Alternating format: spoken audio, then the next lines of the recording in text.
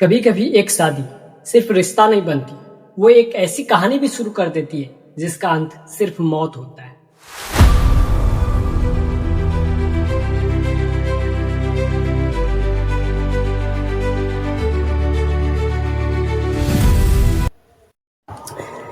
नमस्कार, आदाब दोस्तों।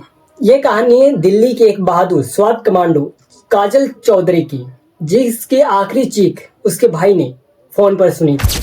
नवंबर 2023 दिल्ली के स्वात कमांडो काजल चौधरी की शादी अंकुर चौधरी से होती है। ये शादी लव मैरिज थी। परिवार ने खुशी खुशी ये शादी करवाई। तकरीबन 20 लाख रुपए खर्च, सोना चांदी तथा बाइक के साथ और भी जरूरत की बहुत सारे सामान दहेज के रूप में दिया जाता है। शुरुआत में सब नॉर्मल लगा, दोनों साथ साथ रहने लगे। इसी दौरान एक बच्चा भी होता है। दोनों साथ जिंदगी व्यतीत कर रहे थे। बाहर से देखने पर सब सामान्य लग रहा था, लेकिन अंदर से कुछ टूट रहा था। रिपोर्ट के मुताबिक शादी के कुछ महीनों के बाद ही अंकुर का व्यवहार बदलने लगा था। पैसों को लेकर झगड़े, खर्च और लोन को लेकर बहस, ताने और शक, और परिवार के मुताबिक दहेज को लेकर असंतोष। काजल एक ट्रेन कमांडो थी। ड्यूटी कठिन थी, लेकिन घर का माहौल उससे भी ज्यादा जहरीला था। वो सब सहती गई, शायद इसलिए कि शादी बच जाए।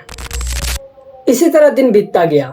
22 जनवरी 2026 दोनों के बीच फिर से बहस होती है। इतने में काजल डर के मारे अपने भाई निखिल को कॉल करती है। उन दोनों की बात चल ही रही थी कि अंकुर ने काजल के हाथ से उसका मोबाइल छीन लिया और फोन पे एक ऐसी बात कही जिसने पूरा देश को हिला के रख दिया। अंकुर बोला, इस कॉल को रिकॉर्ड कर लो, मैं तुम्हारी बहन को मार रहा हूं। इसके बाद फोन पर काजल की चीख सुनाई देती है। भाई कुछ कर पाता, इससे पहले ही फोन कट जाता है। कुछ देर बाद दोबारा कॉल आता है और बोला जाता है कि वो मर गई है, तुम अस्पताल आ जाओ। काजल बेहोश हो चुकी थी। उसको हॉस्पिटल में भर्ती किया गया। हॉस्पिटल में जाने के बाद पता चलता है कि वो 4 महीने की प्रेग्नेंट भी थी। डॉक्टर ने बहुत कोशिश किया, लेकिन उसका चोट बहुत गंभीर था। 5 दिन तक जिंदगी और मौत से लड़ने के बाद आखिरकार 27 जनवरी 2026 को उसकी मौत हो जाती है। एक पुलिस कमांडो, एक माँ और एक औरत, सब कुछ खत्म। पुलिस ने अंकुर चौधरी को गिरफ्तार किया।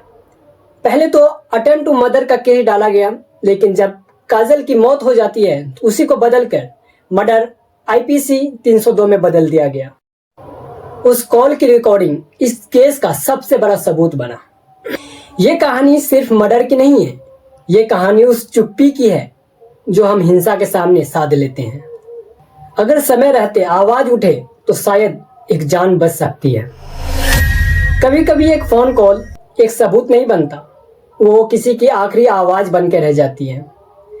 दोस्तों, अगर आपके अगल बगल या किसी के साथ ऐसी घटना हो रही है तो वो चुप ना बैठे, वो प्रशासन पुलिस से मदद मांगे। बाकी आप इसके बारे में क्या सोचते हो, अपनी राय कमेंट बॉक्स में जरूर दें। धन्यवाद।